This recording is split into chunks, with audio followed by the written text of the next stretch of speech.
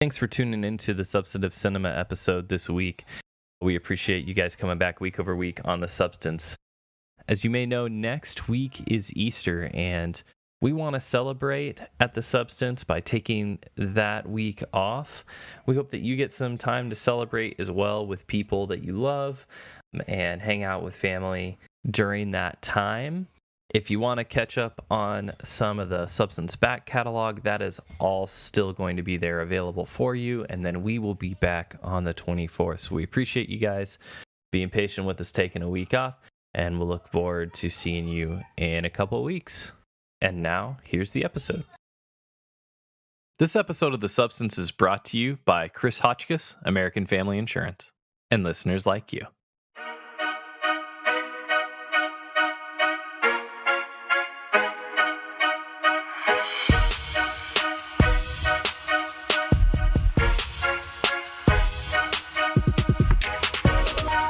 Landed on The Substance, a podcast aimed at being biblical, thoughtful, and human. Join us each week as we engage the culture without the culture war. I'm your host, Trevor Aiken. I'm joined by my two co-hosts, Philip Marinello. Hey, everybody. And Vincent Edwards. Yo. What's good tonight, y'all? Pretty good. Excited to talk movies again, man. Yeah, we're back for some movies. Movies. We're doing it. This is like, I feel like this podcast makes up like 80% of Trevor's movie watching annually. At least that much. I mean, you got kids now, number. but I mean, if you're not cranking like Frozen or Encanto, I feel like it's pretty much just Substance movies. I regularly get to like Tuesday and it's like, all right, hey, Christina, that's my wife. I'm like, hey, I got to watch this movie for The Substance tonight. and then so he'll text me afterwards, hey man, you want to send me some reviews or stuff so that I can like read about this? So I like understand this. Why am I watching this film? Oh man. So yeah, that's me in movies, as you might know, but if not, welcome back. We also would like to welcome to the show our guest for today, Tyler Huckabee from Relevant. Welcome, Tyler. Hey, it's good to be here, guys. Howdy. Is it Relevant Media Company now, or Relevant? Well, it's always been Relevant Media Company is like the company Relevant that owns annual the magazine, website, the magazine, the podcast, all of it. That's the umbrella. Relevant Media Company is the meta to Relevant Magazine's Facebook. if that helps you out. Yeah, you guys heard that analogy. There you go. But it is good to be here. I'm excited to be excited. I'm nervous. I get a little nervous at the top of the podcast sometimes. So I don't know what's going to happen. Yeah. We could be a bunch of weirdos, right? Yeah. I feel like I didn't write it down. I took a little bit of notes. I feel like I do some homework sometimes when we have guests on. What's your Enneagram number again, Tyler? Oh wow! Jumping in deep. Wow. So I'm a 9. I'm an Enneagram 9. I'm the peacemaker. Oh, what up? That's fellow 9, fellow 9s. Yeah, represent. Okay, there you go. Right on. Well, that would be a very. And I rarely feel nervous. My wife is a 7. My wife, so I'm comfortable with 7s, but I know I'm surprised that 7s can because 7s I feel like sitting behind a mic for an hour just talking, that would not be a lot of 7s. Like idea of a really good talking about stuff I'm interested in. I'm here for it. Yeah, sure. See, that's the thing, because we're a Christian variety show, so we've got something. Back to Trevor. Introduce the show, Trevor, to our new listeners who have come over from Relevant. Because introduce the show. Thing. Skip that. All sorts of different things Very about the show. Professional indie podcast here, Trevor. Oh yeah, I my thing is segues, right? Because the 9 see the connectedness of all things. So. Oh man, I never thought about it that way. Yeah, so we talk about stuff in Christianity, culture, the arts. We have guests on. You can see our catalog. We've had Karen Swallow Pryor. We've had Jamar Tisby. We've had a number of folks. Way too many to shout them all out. And then a lot of times we chop it up among ourselves. Great guests like Tyler here tonight. You had Jamar and Karen on? Yeah, and you guys really have fallen off a cliff with this recent guest. This is oh my gosh! We've had your collaborator Propaganda on. He was his episode shot to the top 5 when he came on. Oh, for sure. Yeah. Prop is just grease on the roller coaster wheels. That guy can't. If your podcast doesn't go to the top 5 with him on it, time to find a new lane. Your podcast you have such an incredible podcast already that doesn't. I guess that's there you go. I like that. One day we'll maybe have that problem. That's an aspirational problem. Anyway, at the end of our show or one segment, we'll do some shout outs that our guests have been finding enjoyable. So welcome to everybody to the Substance. And as you can see, when you clicked on it this time, we're doing a say what? It's a substantive cinema. Substantive cinema. Let's One of jump my in there. favorites. Yeah. And I promise, Definitely. Vince, one day we're gonna get back to the blockbuster, populist, like moving kind of movie. We'll do another one of these days. Vince, are you more of like a summer movie guy, like a popcorn movie guy? I guess if you want to describe it like that, No shade. No, I I have literally love no them. shame in the things that I like. And it's not to say that I don't like a little more like a mellow tempo or something a little that's older. It's just it's got to really capture me in order for me to be like, man, this was a great movie. But most of the time I like stuff like I know action movies or horror movies that were recently made that could be very substantive. For So sure. it's just one of those things. Yeah, we had Eugene on. We talked Matrix Resurrections. We'll for sure. get back to the more exciting stuff soon. Which I liked. I know. I feel like that was a hot take. That. I was a fan of Resurrections. I want to give you 1 or 2 minutes. Whenever we have a movie person on, I had no expectations. I was blown away. I'd love to hear like a 60-second Matrix Resurrections take from you. We're very pro. Yeah. I feel bad because I thought this would be like a really like I finished it and I liked it, and then I fielded multiple texts from friends who hit me up and were like, "How did that movie end up so bad? Like, where did they go wrong?" I couldn't, and I really don't know what they're talking about because I thought it was such a smart. One thing I really respect about what the Wachowskis have always done, and what Lana did with this one, is they do not care what people expect from their movies and are so willing to follow their own, and in this case, her own course and like make the kind of statement they want to make. People would have obviously eaten up another movie full of just like the hallway scene in the first Matrix with guns going through that, and she refused to give that to them, and I really, really admire that. I think I had some quibbles about obviously the action was not up to the completely revolutionary action sequences of the first Matrix movie. COVID and no Yen Ping this time. Yeah, that's a fair critique. But as far as the story goes, as far as I thought the design, the visuals, Keanu and Carrie Ann's chemistry and performances, I really, really loved it. And Jessica Henwick, man, that woman is a star. Like I want her to be in every movie. And anything she's in now, I'm on it. Yeah, she's going to do great things. She saved Iron Fist from being completely unwatchable, and I'm glad she got through that train wreck and is now like getting actually good roles and making her own career. It's cool. And perfectly in like a heady action sci-fi legacy movie, she perfectly nailed the "What's up, Doc" line. No mean feat, because there's a lot of like layers to that line in a movie like in a franchise like The Matrix. But I thought it was great, and I do want to clarify to Vince. I love dumb summer movies. I'm a fiend for the MCU and rep that for I love it. I love it. And I defended Eternals when everybody else was knocking on Eternals. No, I haven't seen Black Widow. Black Widow and Eternals I still need to see.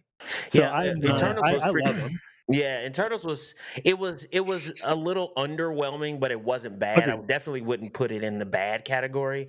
Black Widow was also underwhelming, and like they need to trim like could have did something all these different movies and make them better.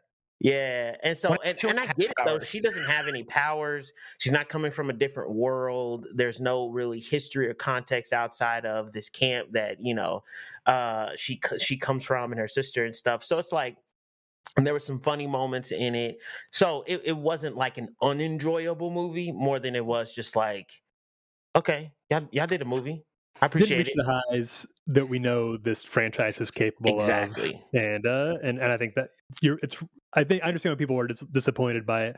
I'm surprised that Eternals was the first movie that like got a rotten rating on Rotten Tomatoes. Wow. So I think there are way worse MCU movies than Eternals. Like they have some air balls for sure. And I just didn't think Eternals was a slam dunk, but I didn't think it was a total miss. Right. And I was very bummed I missed the last 3 I haven't seen in the theater. I was really bummed I missed Shang-Chi. That had some very impressive sequences. That was fun. Yeah, that was a good one. Have you seen it, Phil? Oh yeah, but I saw it at home on Disney Plus. Oh, not in theaters.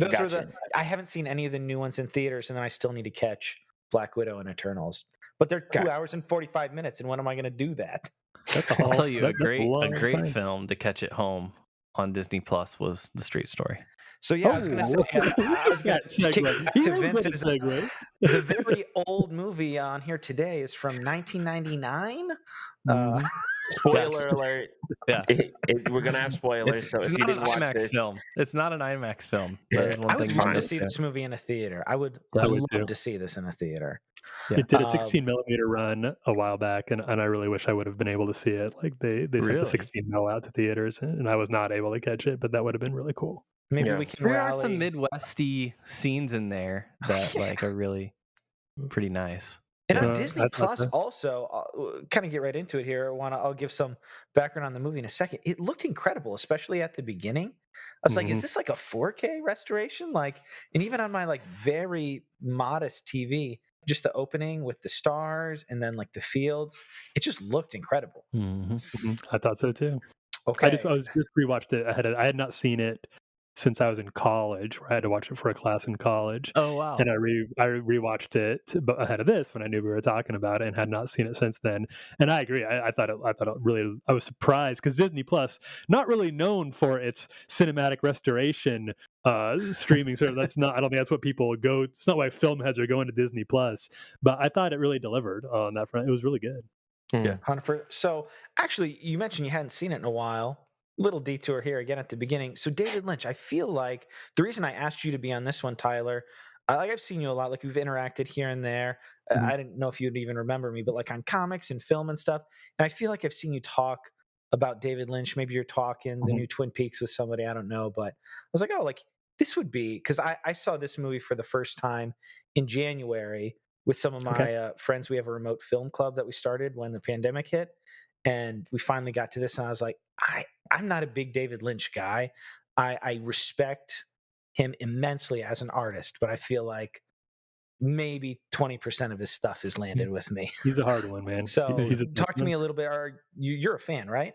I am. Yeah, I'm a fan of David Lynch, but he's one of those where I understand why you wouldn't be a fan of David Lynch. Like he's a very, very divisive, very much not everybody's cup of tea, probably more than any major American filmmaker working right now. So my David Lynch story, this is a little bit maybe embarrassing to admit on a podcast like this, but the first time I watched a David Lynch movie was in high school, because I had heard through the high school boy pipeline that Mulholland Drive had a very salacious scene in it, and I was weak and and wayward in my youth, and I waited until my parents were out of town and used my fake like 18 plus Blockbuster card to go rent one. And if my parents listen to this now, they know that happened. But I got it, so I rented it and I watched it at home. And there is a very salacious scene in that, but it is really not what you leave Mulholland Drive thinking about, because that is maybe as close to a pure horror movie as Lynch has gotten, although he certainly has elements of horror in most of his movies. It's a very, very disturbing movie, and if you are 16 years old and thinking you're going to watch a very horny movie, you are in for a very strange surprise. I may not be able to relate to that. It changed movie.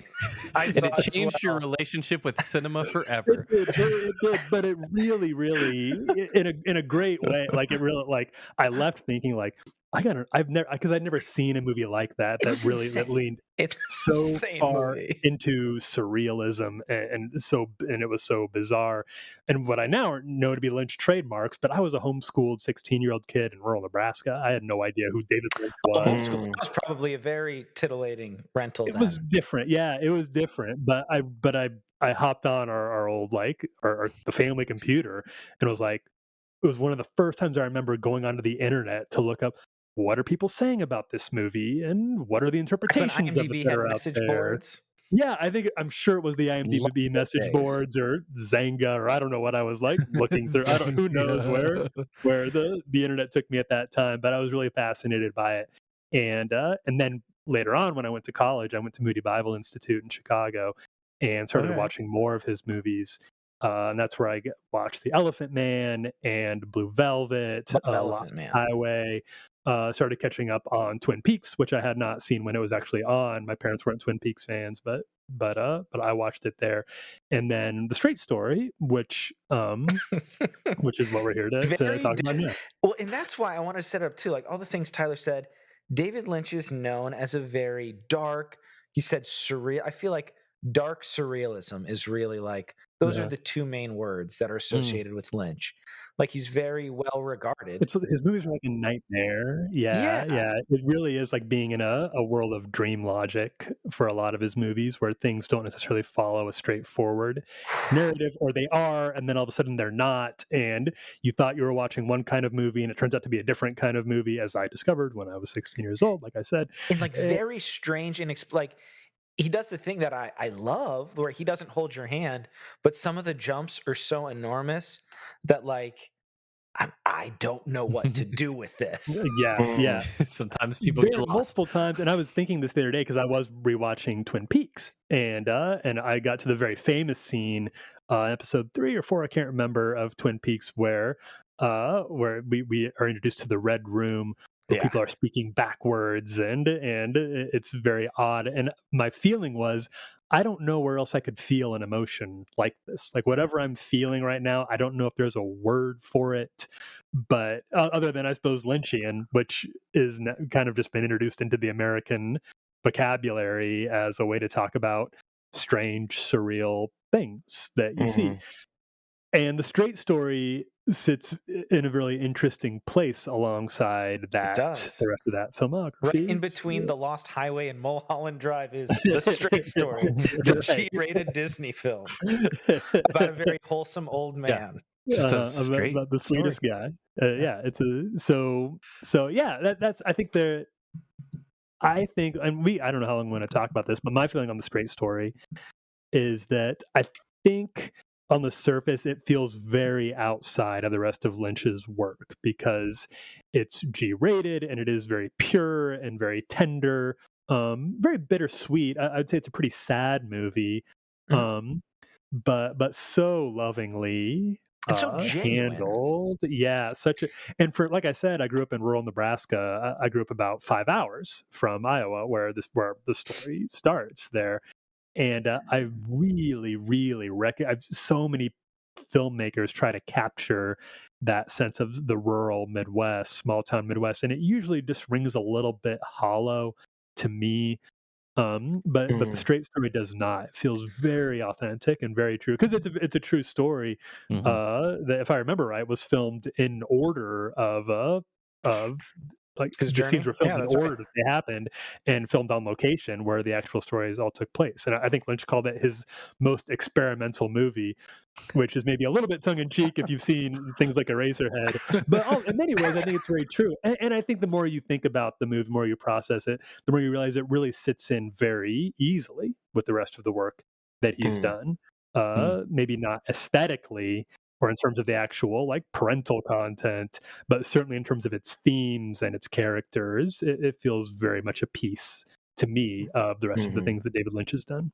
Yeah, no, I totally agree. I was watching this week. I was looking for interviews or anything he did, and I found a pretty decent, like not a long form interview, but like a 10, 15-minute interview he did in '99 after it dropped. And one of the questions that he was asked is, hey, like, what do you say to the people that say, like, this doesn't feel like a David Lynch movie? He goes, and in his own little wry way, he goes, well, his quote was, it's a hair absurd because I made the movie, so it has to be a David Lynch movie. He gives a really good interview. He's a very interesting interview. He can be very prickly sometimes, but also really open up for the right question. I would be terrified to interview him, but also very curious, because he just gives interesting quotes like that all the time. So I'll throw a little plug and a shout out here. I mentioned I'm an aspirational David Lynch fan. Like I'm the big cinephile on the show. I've seen Mulholland Drive and Lost Highway. Was very perplexed by them both, and I turned off. I bailed on Eraserhead and Inland Empire. I just couldn't. But I recently this week I watched his documentary, The Art Life, which kind of maybe felt like a little bit of a skeleton key to some of these things. So I think I'm gonna try again. And I bailed multiple times trying to watch through the first season of Twin Peaks. So I'm excited to maybe take a swing at some of these things again. I think first of all, I think that Straight Story is a great David Lynch movie for people who don't like David Lynch because it is it's relatively conventional in terms of the narrative. I see the same thing about Elephant Man, which I believe is his first Agreed. major That's my other film, favorite. and that's very straightforward and easy to follow, and Also doesn't based on take a true story. also based on a true story. Hmm. I do feel like Twin Peaks is sort of the litmus test. If you like Twin Peaks, you'll probably like the rest of David Lynch. If you don't like Twin Peaks, then you probably won't. So and it's not for everybody. I don't think it's a moral failing to not be a Lynch fan or anything like that. It's Some a of my very other film friends, and I don't feel bad about it, but I'm like, I want to get it. I see other people's enjoyment, and like I've listened to like Twin Peaks, like hours of Twin Peaks podcasts where people talk about it, and I enjoy other people's enjoyment of it, but I'm like, it's not clicking. So the documentary, I feel like, helped me a little bit here. That could maybe help. Yeah, that could help. We should probably get to the straight story, Yeah, our subject here. So, as Tyler alluded to, it's based on a true story. It came out in '99. It's a story about Alvin Straight. He was a 73-year-old guy who drove like almost 250 miles across state lines to go visit his brother who was sick to make up with him. And he didn't just drive anything. He drove That's true, yeah. a lawnmower. He drove a lawnmower with pulling a trailer. On Wikipedia, apparently, the top speed was 5 miles an hour. So covered about 250 miles, going 5 miles an hour, just to see his brother and make up when they were very old men. It's sort of the real life version of that. I just thought of the Dumb and Dumber scene with I can't think of the name of the bike they ride across Colorado to get to Aspen. Trade it for the van, straight up. Exactly. Straight up. But it is a true story, and it's a wild true story, and evidently it was a story that Lynch's longtime producing partner Mary Sweeney was very, very interested in telling, and Wade sat on the rights for years until she could find a way for Lynch to do it, and then he did. Yeah, the story to get that movie made is almost as interesting as the movie itself. And that it was him, like we talked about, on the surface, he's a very strange. He is not the guy that you think of first, but I mean, because of his deep interests in humanity and in what lies beneath. Sometimes he does that very sinisterly, but in this story, like the things that are underneath, like are the very human things that we talk about a lot on the show, which I thought, man, I don't know if Trev and Vince will like this on the surface, but I'm hoping we can kind of talk him into it or just kind of see the value. Well, what did you guys think? Because you know how I feel now. What do you think about it? So I'll jump in first. I told Phil in my initial reaction that it was boring, but I liked it. Okay. And I think that kind of reflected the general mood. The film, it's like the lawnmower's top speed was 5 miles an hour. And it felt like that was also the top speed of the film as well. Like just very, it's not high action, very long fade transitions, like long panning scenes, a lot of scenery of the Midwest. But it gives you time to slow down and contemplate and get past the surface of people, because when you're driving past people, at 50 miles an hour on a highway, like you don't see anything about their story. But when you ride by them at 5 miles an hour on John Deere, then you end up finding out a lot more about them that gives you reasons to empathize with them, be surprised at them, be in awe of their humanity. And so that's why I say it was boring, but I liked it. So there wasn't a ton that happened, but it was about people, and I like that. Vince, what are some of your initial thoughts here before we kind of get to some of the meat of the film? Dude, give it to us for real. It's all right. It's all right. You don't have to. I'm gonna keep it a buck. I don't want to say like the best part of the movie was the credit. Did you watch it? Did you watch it like with your phone down? Did you watch it? I watched it. I don't know. So I'm on this podcast. I love substantive content, right? And we've had different films that we've covered that, you really got to distill it and really get into the mind of the creators and the actors and the scene and things like that. So it's not like I'm not a person who can't go down that avenue. Yeah. For whatever reason, this movie was like It didn't get you there. It's just flatline for me. And it's not that I didn't get it. It's like I heard the stories about the wars and heard the story about his brother and heard the story about family and the daughter and all of that. I listened to those stories and it's like, okay, cool. But this film for me, it just did nothing for me outside of the one thing where I was telling Trev before off air was when he made the reference about like remembering his when he remembered like the people who had fallen, they stay young as he gets older. And only reason why that was like relatable for me is because I had a friend who passed away in like middle school. And like I remember him, and as I get older and I'm growing up and kind of coming into the man that I'm supposed to be, any thought that reminisces him is still this middle schooler, this like 7th grader. And so it's like, yeah, okay, I get that. That's cool. But it wasn't like, it didn't penetrate my heart or anything more than it's just like, okay, I can relate to that. So for me, I don't want to be the Debbie Downer, but it just wasn't my speed. Maybe Eraserhead will be your jam and you'll really dig that. Maybe, I mean, I'm not, I want to take, like we talked about Philip talked about in the Make It Plain podcast about having intellectual integrity. I can have movie integrity, and even though I'm convinced that this is not that good of a movie, if things come through, I can change my mind. Nice. I'm free to change my mind, but as it stands right now, Vincent doesn't like it. Well, right now it's just better than Monos. Well, my goal is not necessarily to get you to like it, but I mean, I think there's a lot of substance here that maybe just wasn't your particular take. And really, like when you watch movies at different times too, like there's sometimes when I watch a movie for this podcast or if I'm doing another podcast, and it's like, if it's an assignment that's different than, oh, what do I want to watch? This looks interesting. And like, you can kind of be in a different mood and kind of take it in differently. Yeah. And I wonder how this would have sat for me if it had been my first David Lynch movie, because I do think going into it with some David Lynch vocabulary in your backpack, because it is subversive in a way, right? Might be a little bit. I could see how if this had been the first Lynch movie I'd seen, I'd feel very lost in a lot of the like the shots and feel like it was very like you said, Trevor, was very slow, and I don't necessarily like the plot doesn't necessarily seem to be there's no 3-act structure, there's no big revelations or anything like that.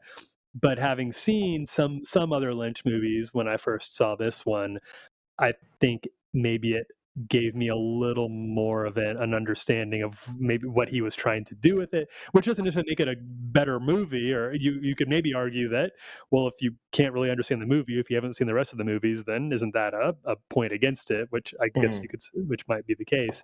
But it did, in that case, probably help me appreciate it more than I would have otherwise. Sure. And yeah, I think that's probably why this is my first, because I don't, you guys talk about Twin Peaks and Eraserhead, and it's like, bro, I don't know about any of that either. He's a brilliant, wonderful, weird dude, but he's a weird dude. I was like, David Lynch. I'm pretty sure Philip said that name once.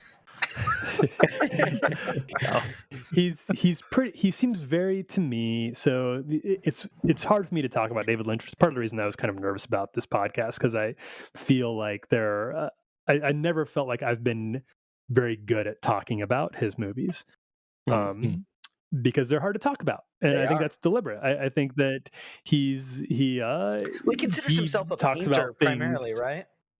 Yeah, he said that, and I think there's the reason he's chosen the film medium is because he can talk about things and stories that you wouldn't really have a language to talk about otherwise. So he talks about them in his movies. That he said that's why he doesn't like to do interviews about his movies, because he's like, well, I said everything I was going to say. I don't know what else to say about it. I put it all in there. I do think that he's very interested in the rotting of the American dream and the underside of the American dream, and the difference between the surface of how Americans are doing and what's happening beneath, without separating those two, because I do think that he's able to dignify very strange oddballs that he loves to populate his movie with, but he wants you to be sort of shocked by them initially, and then the more you get to know them, the more you understand why they are the way that they are, and understand some of the things that have happened to them, oftentimes very terrible things that have led them to be the kind of people that they are. In Twin Peaks, this gets a little bit supernatural. He pretty plainly hints at some otherworldly forces that are twisting people who would otherwise be good, kind Americans and making them darker. But in movies like The Straight Story, right there. I might watch Twin Peaks then. Give it a shot, man. But fair warning, it is a trip. It very much is. Like the deer lady in this movie. Like those are the kind of characters on 10. Those are the kind of characters that are all of the characters in this other stuff, or the majority of the characters. There are some, I mean, speaking about odd characters, I mean, like, they're definitely not surreal characters in this movie, but definitely a bunch of oddballs. I mean, if you think about kind of, the cast of characters, maybe the most normal dude is the guy who kind of lets him stay on his front lawn for a while. Sure, very Joe American. Yeah. But other than that, I mean, just from the jump, we're just introduced to a bunch of weird folks, whether it's like the very first character you see is his neighbor who's like tanning outside oddly, and like has no idea what's going on. And then you're introduced to his daughter who's got her own things going on. Some developmental disability issues, obviously. I wasn't sure what it was. I didn't look into the actual real story. I think they have said autism is what they... I think in real life, his daughter was on the autism spectrum. I thought that was a heartbreaking story. So for the audience, we're kind of all over the place. For the audience, he finds out his brother is sick. They are, for undisclosed reasons at the beginning, kind of, they don't explicitly talk about what happened. Which between I like. them. But they never say it. Yeah. So he and his estranged brother, they're both in their 70s. He finds out his brother has a stroke, and he's 250 miles away, and he decides to go. And then the movie is really just little episodes of him like engaging with people along the way on his very, very long, slow journey across state lines in a tractor. It's almost episodic. Like it could almost be a limited series with just different little skits along the way of the people he meets, and you get to know more about him and some of the things he went through, especially as a World War II veteran, that have led him to be this kind of grouchy, but mostly very like kind and clearly like very, very loving, really loves his daughter, who's played by Sissy Spacek. I think she's excellent in this. I think all the performances are really good. Loved her performance on this film. And it kind of reminded me, like, I think the Coen brothers do this a lot too, where they create this little world full of these very strange figures, and it's almost reality. Like, it almost looks like a world, but then it's just it's just left of center enough that it feels like they've actually created something that's unique and different. Actually, I kind of thought that this is a little bit, but I thought the most recent Batman movie kind of stole a few of those notes too, because it created such a weird world. The characters in Gotham City felt so strange. It kind of vibed Coen-y from you? Okay.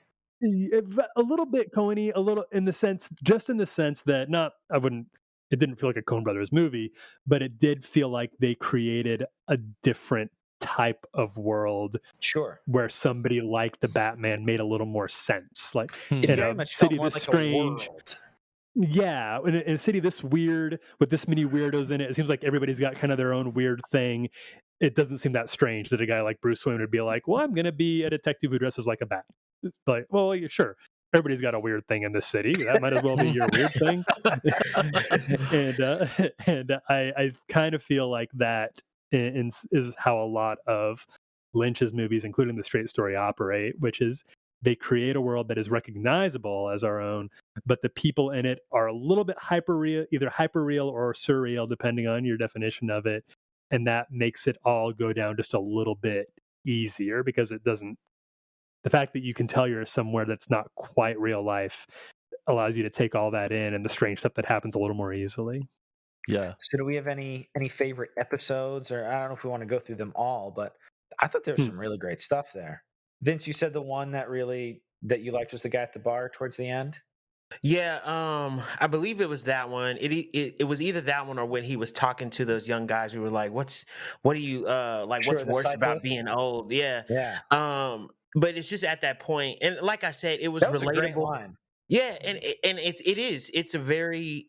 encapsulizes something that is absolutely true, like universally, but not often thought about like you have people that you've known, whether it's family members, friends, employees or coworkers, whatever, that have passed away or something like that. And then as you get older and continue to live life, and for whatever reason, whether you read a book or watch a movie or something, it sparks back into your head that person. And how you remember them is like, man, I'm getting older in all of these years. And this person, in a sense, is trapped in youth in my mind. You know what I mean? And that's a really weird way of thinking about it, but it's a very true way of thinking about it. So the cyclists, the young guys, I want to hit you guys with that. What's our take on, and not to be super Jesus jukey, but I thought it was an interesting response. They asked him like, "Hey, Alvin, like, what's the worst part of being old?" Like, because he's a very old guy, and there are all these young cyclists doing this cross country trip or whatever. And he said the worst part about being old is remembering when you were young. What do we think about that? How does that line hit us? Yeah, it's an interesting one, right? Like, just I don't know. There's a lot of reminiscing in this movie about like stuff and how life has turned out, and things that could have gone different, or things that didn't turn out well, where life wasn't kind, but still, I don't know. It's just interesting. Yeah, I think it's relatable. Like, I think people get it. Like, Sure. yeah, Super obviously more relatable. able. I to kind of show my hand, my mind kind of goes dark sometimes. Because when I think about that, like as you get older, the cruel thing is like remembering you were young. But the reason why it's cruel is because the older you get, the more the realization of the finality of your life is coming upon you. And like, though there's a part of me that's inclined by my faith to be like, I'm not necessarily worried about what's going to happen after, more than it is the function of things, like the reality that I currently live in ceases to exist, at least for me. And as I get older, like I've only ever been alive. So you know how people say, Sure, well, yeah. live like it's your last day. I've never had a last day. So how do I do that? You know what I'm saying? But it's like as I get older, it does kind of say, well, there is an ending to this life and this existence as you are experiencing it. And the truth of that, the finality of that, the inevitability of that sometimes can be quite a haunting thing. And then as you think about your past, you think about regrets or things you could have done differently. But then it's also like not comforting, even in like reminiscing or thinking about the things you could have fixed in your youth, because it's like it wouldn't have made me live forever, maybe a little longer, couple years, couple months, couple days, couple minutes, but it's not going to make me live forever. And that finality is still on its way. And so I think that's just kind of where my mind goes. I think that and that's really, really wise and really very astute, Vince, because I think that the what lands for me about that conversation with the cyclists in particular, but I think a running theme of the whole movie is, as he's approaching the end of his life, he is kind of meditating not on the golden years of his youth, but on all the regrets that he has, and the people that he hurt, and the relationships that fractured, and I think that's a very real thing. I think we all have those, and knowing how to reckon with the fact that is, you can change tomorrow. You can always, you can change what you're going to do with the rest of your life until you start getting towards the end of it, and you're running out of time to make those changes. And the things that you've done are those are frozen in stone. Those things are Mm. done and taken care of, and that can be very. I would imagine, especially, none of us are that old yet, but we're getting there. And I would imagine the older you get, the more those things sort of come back to knock on your door again. Like I guess Yeah. I guess that's a relationship that's just not going to be healed. Those things. Man, I think people kind of have to live with those, and so for sure. that this is a very sad movie in a lot of ways. Mm-hmm. It's very bitter. There's a real undercurrent of not depressing, but sort of bittersweetness, Heartache. like a very heartache is a great word for it. Sobriety, Yeah, just a sort of I cannot imagine Disney greenlighting a G-rated movie like this today. It's just like it's like inconceivable to me that this was a Disney movie, because it's about a bunch of old people meditating on the end of their life and trying to Yeah. patch things up best they can before the end. With I a don't think lot that of would happen very good anymore. smoking scenes too. Yeah. Yeah. Well, that definitely wouldn't happen. And did you catch that on Disney Right. Plus? It opens with Smoking the depictions or depictions of whatever. smoking, of tobacco or something like that. Yeah. Gotta Yeah. say, So don't smoke, kids. But I do love. yeah, I love old guys smoking on TV and film. it's very cinematic. So that I think that's really true, Vincent. I loved that really hits for me, and it's also I don't know about scary, but sobering to think about Sure. that era coming for all of us. Some of us maybe sooner than we think, of starting to reckon with, okay, what have I done with my one wild, precious, beautiful life, and Mhm. what have I left behind, both in terms of the good things, of course, which we start to realize he has lots of, but also the bad things, which are just kind of there. And Yeah, and just to tag on that one last piece, to add to that equation, to the sobering aspect, is the uncertainty, because it's like yeah, I think we all assume I'll probably make it to 80 at least, maybe 75. mhm. As long as I don't eat too many cheeseburgers or whatever. And it's like, so the assumption is always I'll have tomorrow, and But we then blink and we're all halfway there. yeah, Yeah. but then that's the Exactly. thing, Yeah. and you see so many stories or so many news reports or whatever of people that are younger than us right now who are gone, or people who are our age that are gone, and people that are not dying at what is expected or what's assumed. That ending of life is supposed to occur in a natural way, in a gradual way. And I think it's because you don't get to, like, if you die too early and be like, all right, Lord, I want to respawn because I wasn't ready to die then. You can't do that. You can't exercise that power. And so I think that part of it is also can be, like you said, Tyler, like super sobering, because it's like it could be in the next 30, 40, 50 years, even where we are now, or it could be tomorrow. And it's like, and you don't know and you won't know. And it's like, come on, bro. Come on. Can I get a cheat code or something? So I think that just adds to the sobering nature of it. Which is something that Lynch explores in Twin Peaks a little bit, which is the central sort of theme is the death of Laura Palmer, who was this young all-American girl who had her whole life ahead of her, and in the first scene of the first episode, she ends up dead. Dang. And most of the rest of the show, the 2 seasons of the show, are trying to figure out what happened and why she died. And as you unpack her life, you realize that on the one hand, she was very kind, and she had a great relationship with her parents, and her friends really loved her, and boyfriend really loved her. But on the other hand, there was also a lot of darkness that she grappled with in this small Twin Peaks, in this small town, and she thought she would have time to sort that out, to get that dark side kind of taken care of, and as it turned out, she didn't. So this is Dang. that's just to underscore something that Lynch has thought about and has grappled with, and I'm seriously going to consider Twin Peaks now. Right? Yeah, y'all sparked my I can't wait interest. to hear what you think, man. Yeah, I can't wait to hear what you think. I can't wait.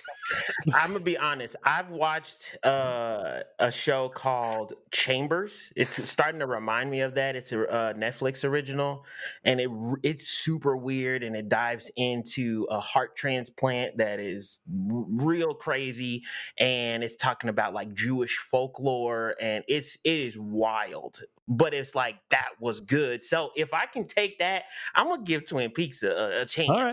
Sounds All good. right. All right. I'm ready. I can't wait to hear. I'll hit you up for Definitely sure. report back on that I one. won't make that commitment. Trevor, you would not like it.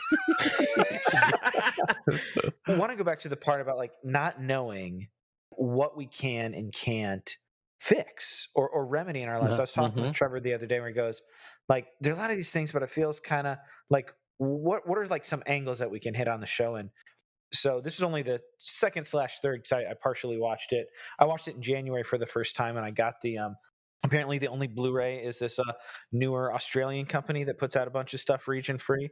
So they had a commentary track on it, and I was partially watching it regular, partially watching it with a commentary track. But only really the second time that I've seen it, and I was just really hit like this movie is about a man who knows that like his time is very limited, and what he chooses to do is like inch across the country to make up with his brother. Like in the time that we're living in right now with families being torn apart by nonsense and things like that, like the story of a man who's like, if my last act on this earth is making up with my brother, like that's what I'm determined to do. Like I just thought through that lens, like kind of all of the little vignettes hit me a lot more powerfully on my second viewing. In the sense that the clock is ticking on this guy, and this is how he's spending the final. Yeah. I think that's a really good. I mean, we've all talked about this on the show to a degree. Like, it's been a trying time the last several years, and like relationships that have been our whole lives or decades and decades have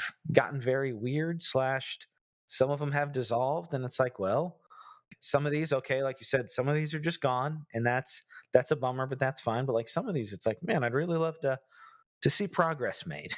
And as much as it depends on the actions that I can take, and just kind of watching it through that lens.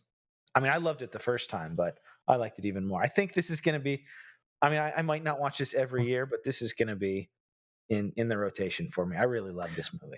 I really do too, and I'm sorry to the half of the podcast here who wasn't quite as enthralled by it. The core of the podcast who really didn't like it, and the boring but good. I'll take that. I think it was. I think it is, insofar as you can describe if you judge a movie by accomplishing what it set out to do, like it set out these goals and it accomplished them. I think it's pretty close to perfect. And I think depending on the day you asked me, it might be my favorite David Lynch movie. I think the best thing he's ever done, and he's done some stuff that's really, really good. I do think occasionally he just gets too far out for me, and I can't quite go there with him. Or I think it gets a little too messy for his own good, and it can even veer a little too dark for its own good. But this I thought was great, just great. Yeah. I like what Phil brings up about like that theme of reconciliation and how that kind of goes throughout the movie, and there's a lot of kind of even the vignettes kind of say some of that stuff. I mean, except for the deer lady who just kind of drives off. But I like the deer lady. I'm a fan. I'm pro deer lady. Yeah. I think she's I love deer. Mic drop is one of the best like final lines of a character. Yeah, and I love deer. Drives off. And then he's just like, well, I guess I got venison tonight. All right. I'm gonna keep crawling down this road. I was super impressed that he was able to dress that deer with his hip function. But anyway, there's a theme in the movie that really stood out to me, was just the prizing and the valuing of old age. I don't know if it's just the culture today. Like we've talked about this before about ageism on this podcast, and about kind of the devaluing, especially as we commercialize human beings, right? It's harder to commodify old people in the sense of, unless you're going to exploit them, like they're not hot and exciting. It's hard. It's harder to for that, and also like productivity and things like that. But sure. And so our culture just like really thrives on what you can do for me, right? But this film really centered old people in a really unique way. There's very few like actually young characters. It seemed like the cyclists, the young runaway girl. Me and Vince mentioned like maybe the twin, like John Deere mechanics, like kind of fit in that. The Olsen twins, hilariously. Yeah, very funny. But but just kind of like, and all of them kind of have either this camaraderie or this wisdom, but there's like kind of what you guys are saying, the scratch the surface. Like there's just this depth to them throughout the film. We see Alvin's like what his years have given him.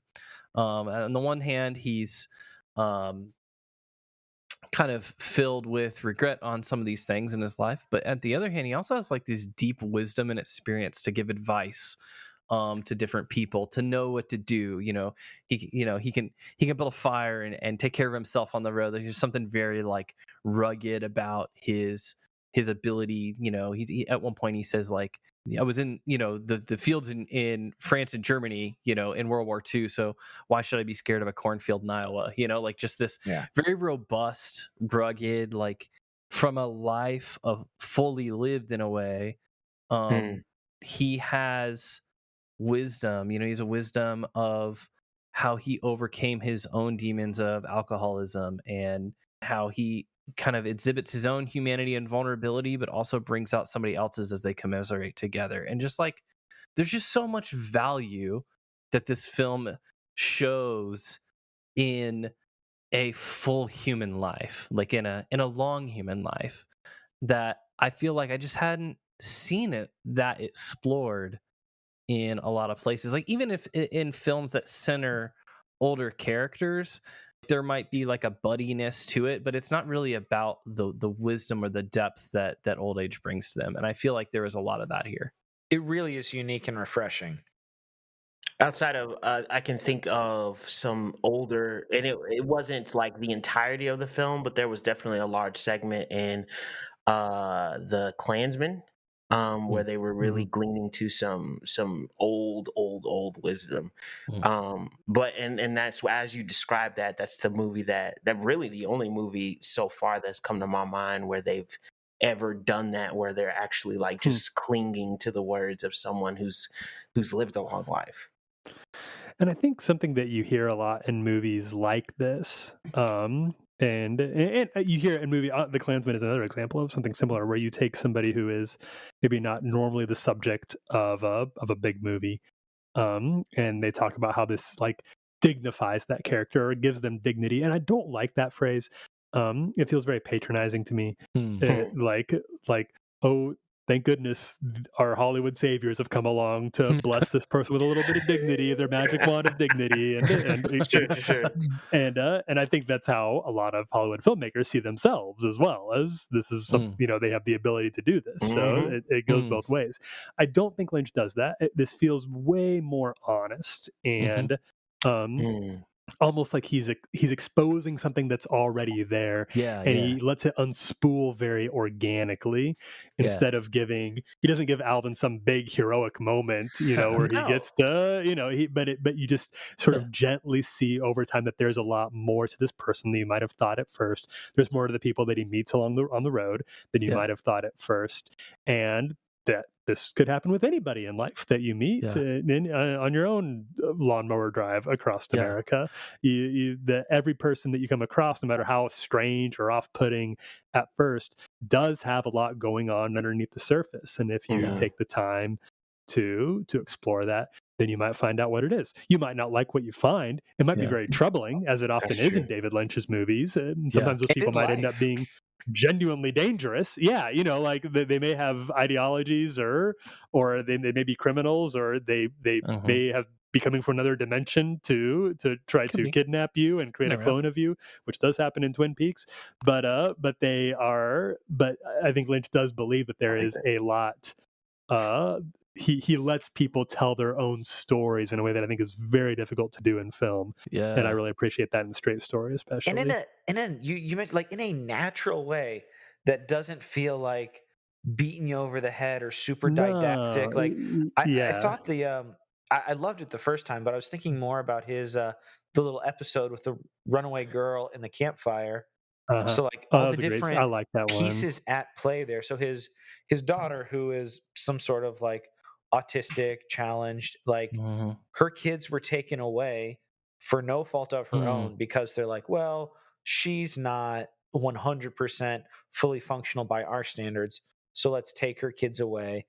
And that was just, it wasn't a throwaway thing, but like that event in a film could be very like milked for in like kind of a disingenuous way for the emotion Totally. of it. But he's just like, look, This is what family happened. is important. Like she ran away from her family. It's like, man, my daughter would really love to like be able to have her kids and she can't. Like I know you got stuff with your family, but like family is important. And all those little things kind of at play, none of them were like super trumpeted, like here's this truism, but it's just Mm-hmm. like an old man who's seen it, who's experienced it, who's watched other people go through it, Yeah. and it's just like, well, Just sharing from it his wasn't experience. pushy at all. It's just like, Yeah. well, here it is. Yeah. Mm-hmm. And you Yeah. have to, the thing that the film kind of pressed on me, and I don't know if I'm looking too far into it, Philip, how I do, but like it felt like you have to go at his pace to be able to benefit from that. If you want the action and the quick, and like if you're in that mode, you will never get past the surface to really get to enjoy that. And so like, yeah, he's old. He walks with two canes. He can't drive a car. He rides on a lawnmower. Like, so he's going slow. But if you want to benefit from your encounter with him, you have to be willing to not just speed by, but go at his pace. And I felt like that is kind of, it felt almost like an exhortation to me at some level. Like, it's easy to talk about like the value of humanity and the value of folks in their old age, but like there's a reason why it's hard to access that as a young person in this age where it's go, go, go all the time. Like we have to be willing to slow down, to have a deeper interaction with somebody, to be humble enough to let go of our own busyness and schedule, stuff like that, to just, if we value that interaction enough, to just encounter a person with all of their experience. Theology of place. I feel like all the last Yeah. like dozen or so shows we've come back to that at some point. We create a YouTube playlist of that. That should probably be one of our next little groupings. There you go. Before, I think we've mentioned it before, but I think the second to last big episode was the guy at the bar who took him to, and where they talked about the war. That was probably the longest one, and I think maybe one of the most substantive in a way, because that's where probably the most significant thing in Alvin's life was kind of talked about. It wasn't clear if he had never talked about it before or what his experience in the war. Did you guys kind of get any sort of reading on that? Because I mean, he dropped I mean, spoiler warnings. Like I don't know if we want to talk about it exactly. Like he talked about a very tragic thing that happened in the war that it sounded like he maybe had never told anybody about before. Yeah. The kind of friendly fire event. It wasn't to any plot end where, oh, this is the key to this.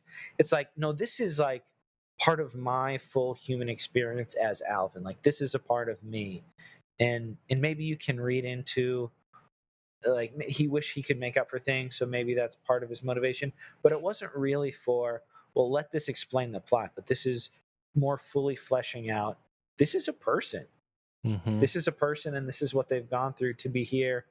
And it made me want to see him reconnect with his brother and accomplish that a little bit more. Mm-hmm. I think I do like, and this is something Lynch is very good at too, is having not everything is, and in this movie actually there's not a lot of things that drive the plot forward, because the plot is pretty much he's going from point A to point B. Yes. Like there's not you don't need a lot of plot devices to keep things going on this front. But I also think there was, I think a more conventional director probably would have alluded to it, in some sort of like flashback sequence, or he hears a gunshot and then, you start seeing like bombs go off and the like black and white around him and on Normandy or whatever. And I love that in this case, because that's just not how things always work. So you can know somebody, how many people, including myself, you've known your grandpa your whole life, and then one day your grandpa tells you a crazy story from his past about something very significant that clearly defined him and was defining for him, but that you would have never known about had he not volunteered that. And I think that's really important to understand, and very key to understanding a lot of Lynch's characters, is that idea of there's always so much going on beneath the surface that you would never know if you didn't take if you didn't have the benefit of a filmmaker there, or if you didn't take the time to really talk to them and listen to them over a long period of time. Yeah. So I love that. I really love that, and that's it's pretty haunting. It's a haunting sequence, and reframes a lot of the previous interactions that he's had in some interesting ways.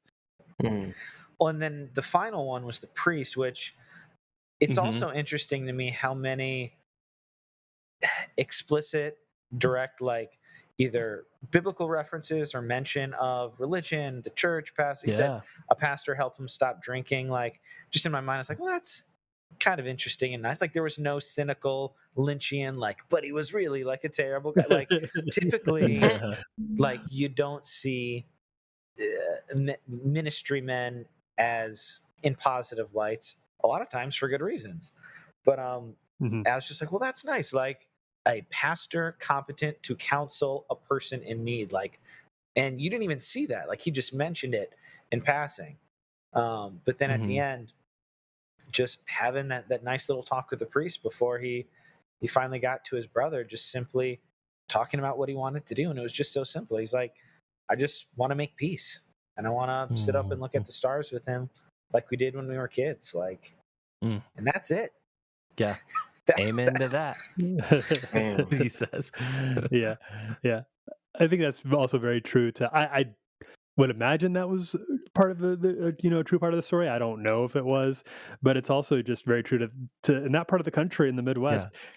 Church is just a part of people's lives. It's if you're going to stop drinking or really whatever, then there's in all likelihood your church is going to be a part of that decision, just because most people, whatever their level of actual adherence to the church doctrine or how practicing they are, their lives still are, the church is still a big part of just their civic life. So I can totally see that. If it wasn't true, then it's certainly a very believable part of the story. Sure. Oh, I was looking through my notes here, Trevor. You mentioned it earlier. He actually said it explicitly in the conversation with the guy at the bar. Your just kind of observation of you kind of need to sit and watch as he talked about when he was the sniper. He just had the little sentence that I wrote down. It's amazing what you can see when you're sitting down. And I was like, that's kind of like the thesis of this movie. Yeah. Yes. Like, when you're sitting down with somebody, or he was talking about when he's like just sitting down observing, you can see a whole lot. Yeah. Thanks for finding the quote to back up what I felt was the theme. And I mean, pretty much after that, he finds his brother. I love the wrap up. I love the wrap up of the film. Like, I love the end. It's so real. Like, I remember them getting together, and you're like, I just felt like, what do you say at that point? You know, like, you've got this thing that's in the past and it just feels like so dumb to bring up, but like no trivial, like, and they just like kind of don't deal with it. You know what I mean? In a way, like the film doesn't show you like this big revelation, like, but he's there. His presence is accepted, and into the shot of the stars. Like, you know, like he knows where his brother lives, and he sees the like. There's a shot of him look like. Yeah, all they do is like, he rode that thing all the way out here. Yeah, like the distance between us to come see me, like, I accept that. Yeah, exactly. And it's an extremely guys being dudes moment. Like, that feels very out of this movie, honestly. That's good. Hardware store scene also very good for some humor. Was one actually. Of my that was like the grabber. The grabber. Yes, that almost felt Napoleon Dynamite-y to me. Like, just the cast of like old guy characters, and then like he's using it all as a bargaining. It takes me a minute to order another one of those. Oh, geez, Alvin. But I do love I love the hardware store, but I think the ending is very beautiful without being saccharine. Like, it's not cloyingly sweet. It's not a Hollywood ending. Yeah. But it's still very beautiful and very touching and very tender, and all the more powerful probably for how understated it is, and it feels real, and it feels sweet, and it feels absolutely like what two estranged brothers would do. And we don't. I'm I love that they don't go into whatever the thing or multiple things were that led to where they're at, because it's just not super important to the story. And I think it makes it almost all the more powerful for the fact that whatever it was that was in the past isn't really as important as the fact that they're there now. Yeah. Yeah. To be the cynical of the group a little bit. Bring it on back. There is a part where I'm a little like, I guess sad, but sad at the fact that it took all of that to bring reconcile and restitution to a relationship. Because you think about the relationships and things that you could repair in your own life, and at least the way I'm very waffle minded. Like, if we do this and do that and do this and speak here, it'll be a little messy, but make sure we kind of just go here, go there, and then resolution will kind of come down the line. And it's not always that collected, but it's like you think about the relationships that could be repaired, and in your mind it's like, if reasonableness is injected into this, if humbleness is injected into this, if humility is injected into this, then we could probably fix this pretty quickly. Or at least, Totally. we probably need some time to settle down, resolve those emotions and such, but we can get to a point of peace. Whereas you're looking at a story where there was a conflict or a series of conflicts, and this guy is in his 70s. And that's the point. Yeah, both of them. And then that's the point where, and he's particularly using a lawnmower to get to here and going all these miles and all of these things. And so he's gone through quite what I would say, a tumultuous journey to an extent to reconcile this and to get to a point of peace and at least see his brother before he's gone. And it's like, dang, why you wait that long, big dog? Like, that is one thing that comes to my mind, because it's like you had your youth, or at least mid 30s, 40s, maybe 50s, to just put that thing to bed. The estrangement was more recent. I think they said he hadn't talked in like 6 or 7 years or something like that. 10, there was a line. It wasn't all that long. Yeah, it's like I haven't talked to him in like 7 or 8 years. Well, Rose remembered exactly. It was the 7th of July, 1988. Word. Yeah, she did mention that. So yeah, even still, it's just one of those things where it's like, I get that sometimes, especially when you feel justified that someone harmed you, and both people feel that way, then it's like, well, what should I repent for? What should I say sorry for? Because both individuals are thinking, you're the one that did wrong to me. And so if you want to make it right, you better say sorry, because I'm not. And if both people are thinking that, then nobody's going to say anything. When you're older, you get stubborner. Man. And so that is definitely a thought that come to my mind. Like, man, I wish that maybe reconciliation could have happened a lot sooner.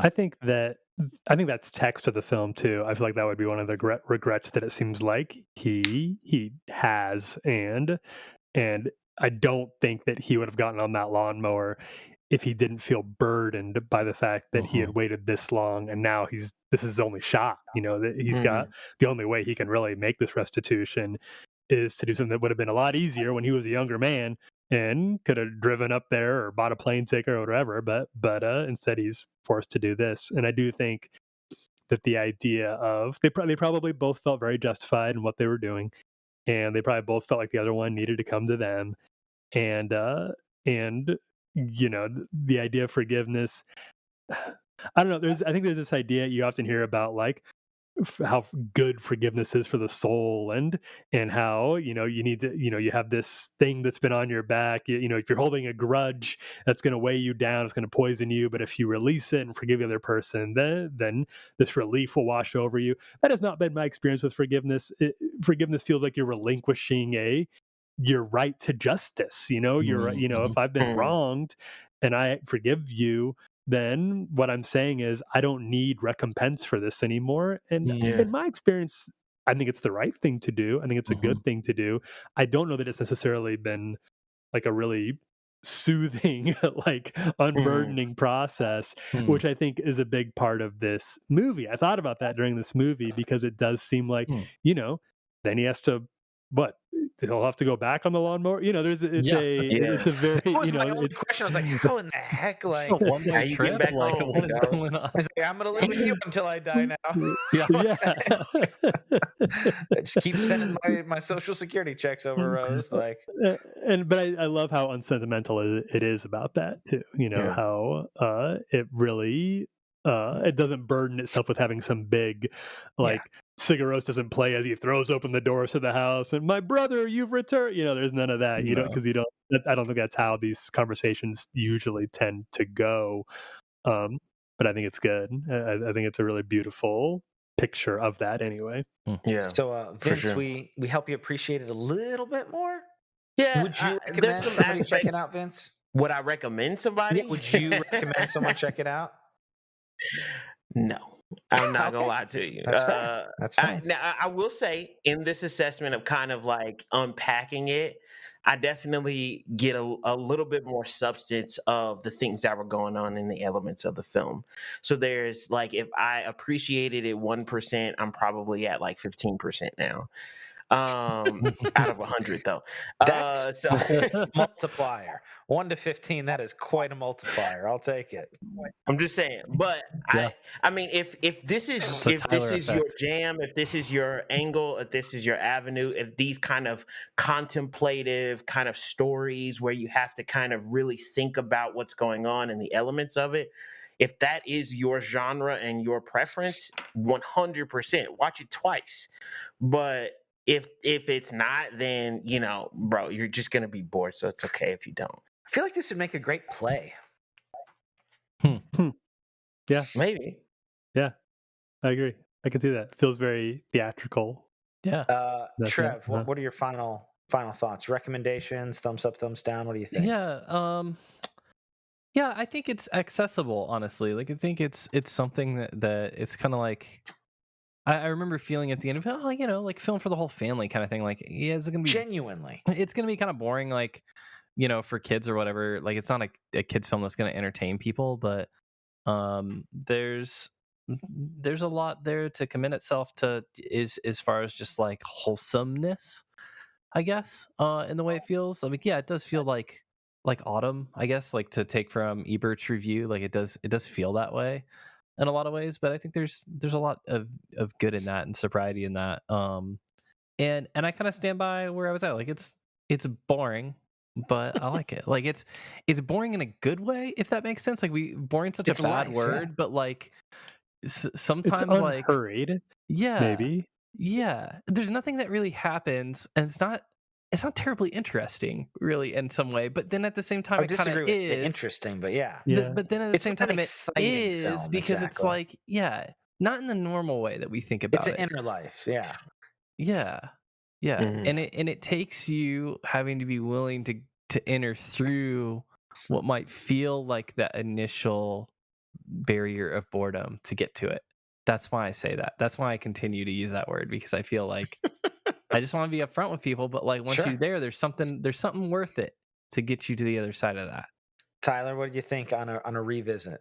I really loved it. I really did. I think it's a very profound movie, and I think that it is probably like it's a film for the whole family in terms of content. Like, there's nothing that's going to offend the little ears or anything like that. Sure. I think if your kids have been raised on like if all they know at Cocomelon. this point is like Paw Patrol, then this is Yeah. probably gonna be a little It's bit an of a struggle older for kid. them. Yeah. Yeah, an older kid, but I think it's very much worth visiting, if especially for.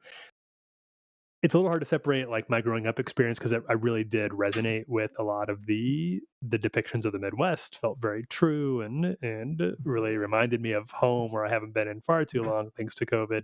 So that impacted me a lot. And if you're interested in David, if you're kind of like one of those people who's like, you've heard about David Lynch, you don't really know what your entry point is, particularly if you're kind of worried about. A lot of movies get very dark or very violent or kind of sexual, and if that's something that is going to be a deal breaker for your conscience, then this is a wonderful way to sort of learn what David Lynch is about, his style of filmmaking and his themes and interests.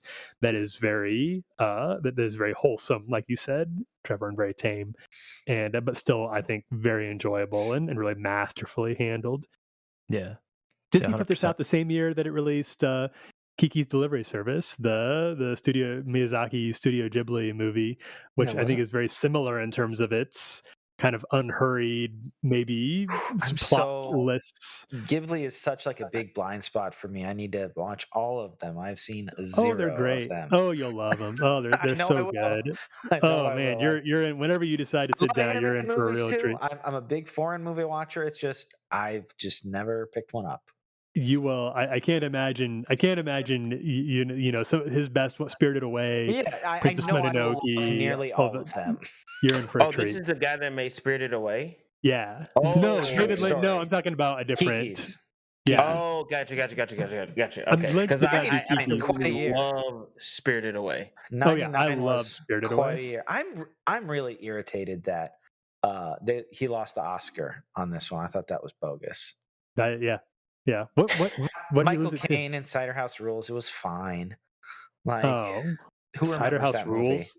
Yeah. I Well, who haven't thought remembers about the that straight movie. story? To be fair, this is an incredible. This More people remember the straight story for sure than Cider. I couldn't tell you who directed Cider House Rules. me neither, actually. Yeah.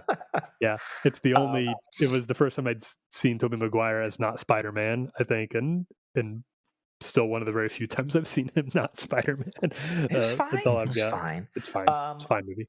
Before we hit shout outs, Tyler, sometimes when we have guests on the show, I reach out to friends, family, associates, and see if we can get a surprise question here at the end. Got a few interesting suggestions here, but I think the one I'll go with is, and I mean, we've already kind of gone a little while here. You can decide how much you want to tell here.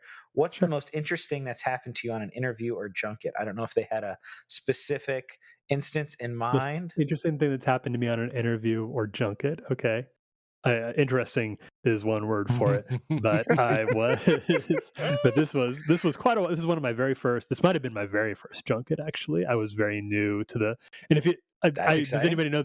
Do people know this For word junket? Yes, go for Film it. junket is when a new movie comes out, and they don't do this anymore since COVID, but they'll fly all the like film journalists and critics up to usually New York or LA to sit down with the cast. We watch the movie together, and then you do like a round table with the cast, and it's like a blitz of a full day of just going into different small rooms, sitting down with the different actor, or maybe two actors at a time, and you all fire off a bunch of questions, then you go on to the next one.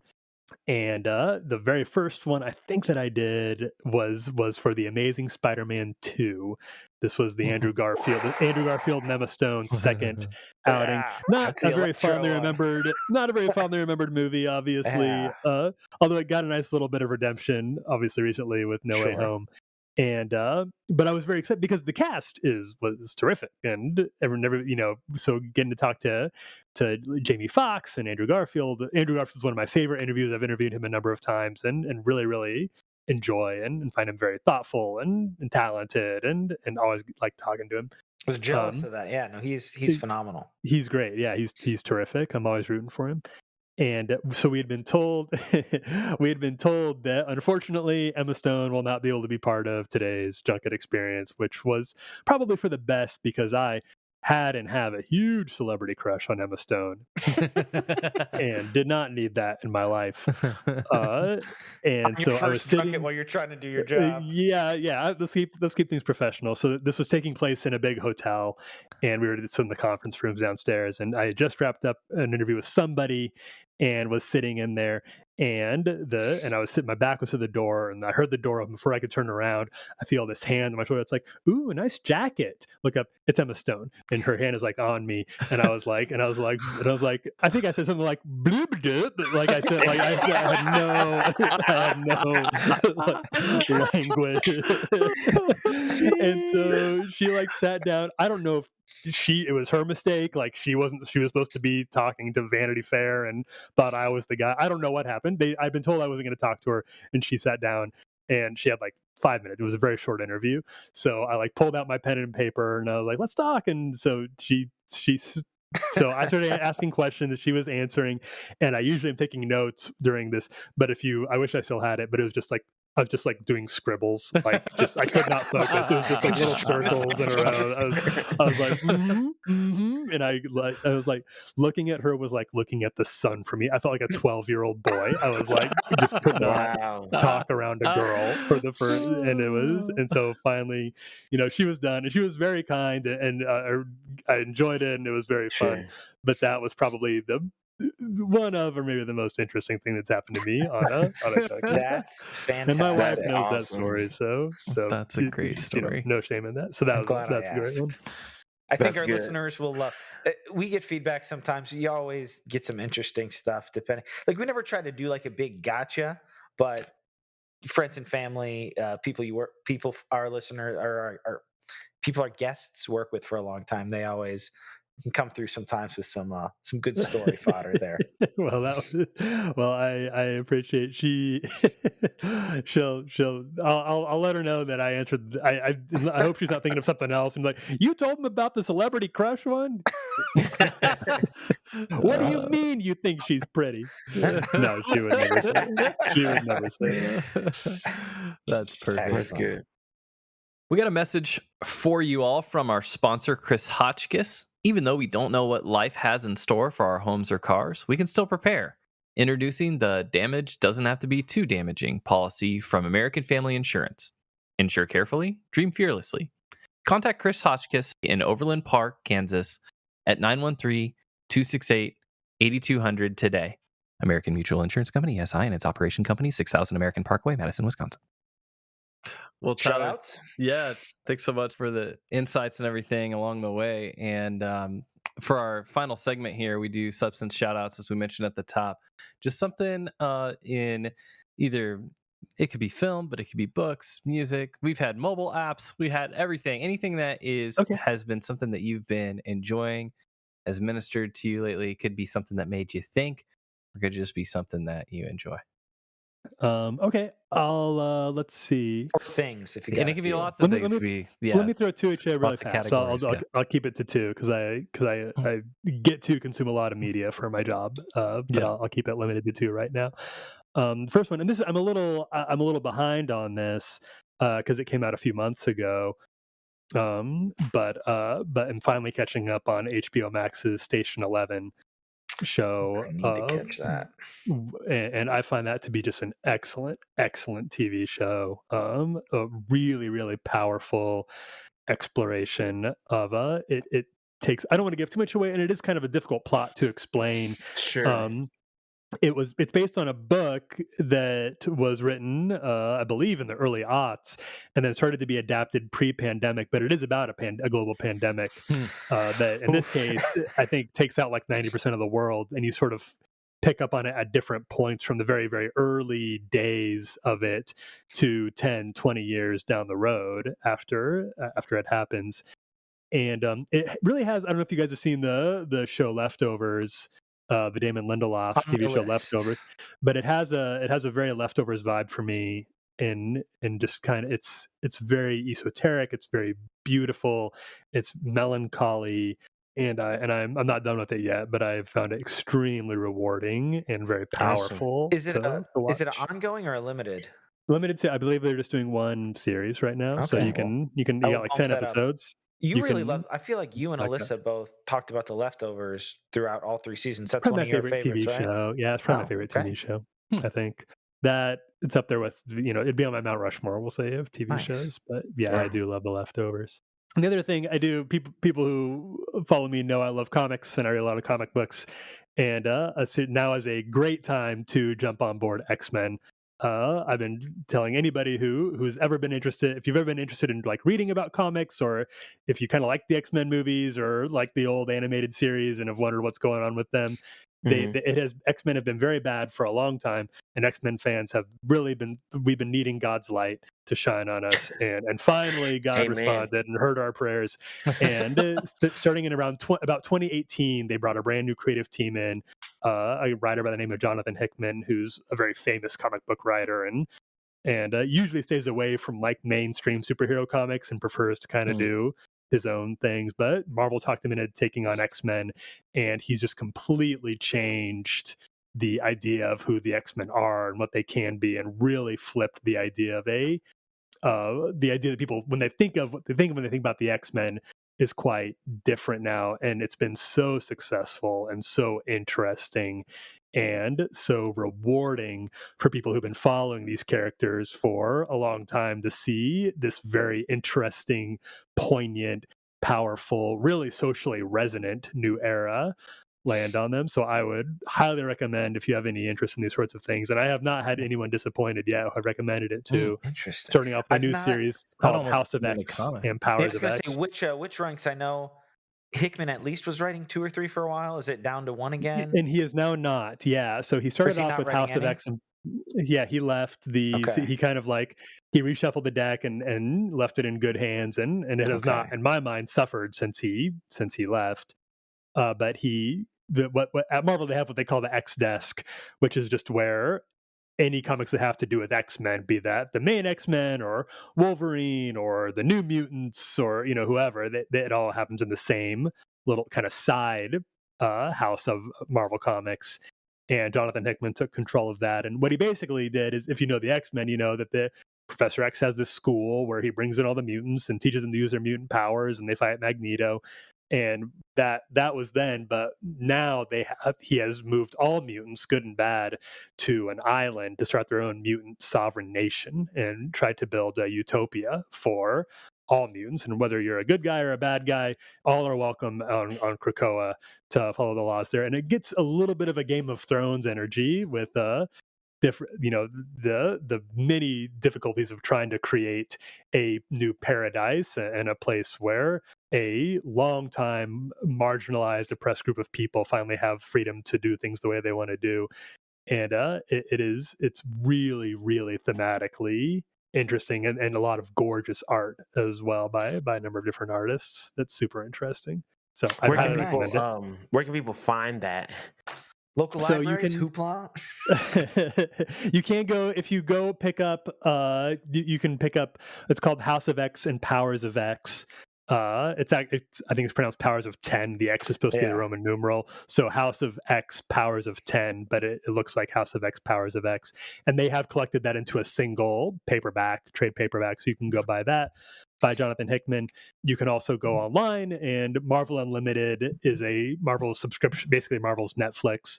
So if you pay like $9.99 a month, you have access to all of Marvel's titles, and you can go look it up on there if you have any interest in that. Nice. Awesome. That's a great Nice. shout out.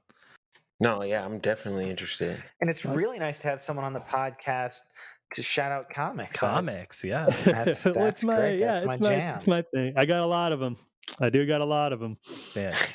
Well, Philip will have to hit you up Well, if the Cape afterwards Town for the podcast launches comics. back Yeah. and you want to guess, let me know. Yeah, absolutely. Oh, absolutely. I'll keep that in mind, because I do. And we're all on maternity leave right now. Since our friend Hannah took it, but we're looking for a chance to start back up again. So I'll let you know if it happens. Excellent. Sweet. Well, Tyler, thanks so much again for joining us for the straight story and all the good chats we've had. Hey, I appreciate that, and I appreciate the chance to revisit a movie that I really enjoy a lot too. So thanks for getting me back in there. Thanks for having me. I'm honored. Thanks, man. Well, guys, that's the straight story right there. I'm glad we had. It's always nice when we have a variety of opinions, and I'm Yes. also glad to hear that Vince likes it 15 times as much as he did before. That's the substance effect right there. That is. You listen to substance. Still out of 100% though. 15x enjoyment increase. 15x win. Yeah. I see that as if I could 15x anything positive in my life, I'd be very happy. So I'll take this as a win. Yeah, guys, thanks. Thanks for joining us. This is not necessarily one where you needed to watch it beforehand, but if you haven't watched it and you enjoyed our discussion and were intrigued at all, go fire up Disney Plus or rent it on iTunes, Vudu, YouTube, whatever. It's a really beautiful story. Very human. Probably one of the most human movies we've covered on the podcast in quite some time. Yeah. Yeah, I'd agree with that. It's super good. Thanks, Philip, for recommending this one. Once again. No problem. If you guys like substantive film talk, substantive book talk, substantive topic toss-ups, and the like. Substantive reflects. I had a number of people last time when I put out a poll saying, hey, like, what's your favorite type of our variety show? There were more people that said reflects than I thought would, and that was very encouraging as well. If you guys like the substantive content of a variety of different sorts here, and you want to help us grow and you want to help us to continue to do it, the best way you can do that is by jumping on, supporting us. If you go down in the show notes, our website's at the top there. On our support page, the two main ways that you can do that is monthly on Anchor. It's essentially our Patreon, but we just run it through Anchor. You can sign up at $1, $5, or $10 a month. That helps us with hosting costs. That helps us with maybe trying to get some merch up and going here. A couple of other ideas that we've got, some things. So if you value the substance, if it's something that you've come to enjoy and it's something you look forward to, you could potentially do that. Or if monthly support is not really what you want to get into, Cash App is kind of our digital tip jar at $ the substance pod. Throw us a couple of bucks here or there if it's been a while.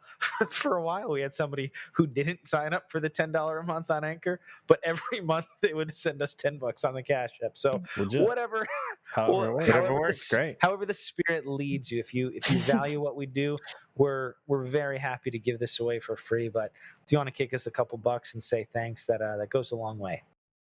Yeah, and in addition to the support page, when you're on thesubstancepod.com, go actually visit our episodes page where you can see all of our episodes, our archive, the people we've interviewed, the topics that we've talked about, and you can actually click on that episode and leave your comments. If you have thoughts, questions, just feedback for us, you can absolutely leave that in the comment section under our episodes.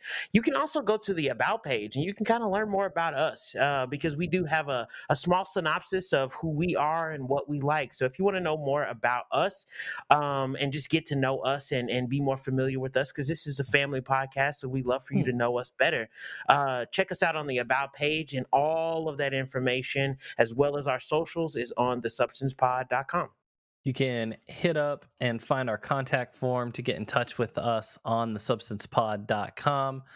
2022, year of the Here voicemail. It is. It's the year of the voicemail. Let's get so it. You can also use the phone app, the very underutilized app on your phone, if you have a smartphone. Fire up that. It's funny because you know it's true. You got it tucked away in a folder somewhere. You haven't seen it in a while, but it's got this like kind of banana shaped thing on it that is a telephone, in fact. So you dial that up, and the numbers you dial to get to participate in the year of the voicemail is 913-703-3883. Thank you for stopping by The Substance this week. I am one of your three very unrelated hosts, Trevor Aiken. And this is Philip. And this is Vincent. Saying we will see you next time on The Substance. We gone. We gone indeed. Boom.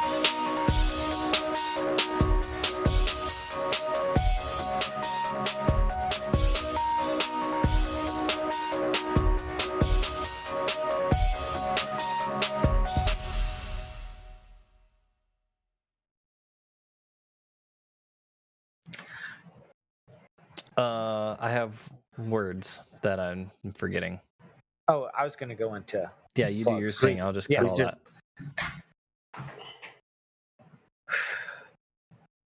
Oh, wait. Pause.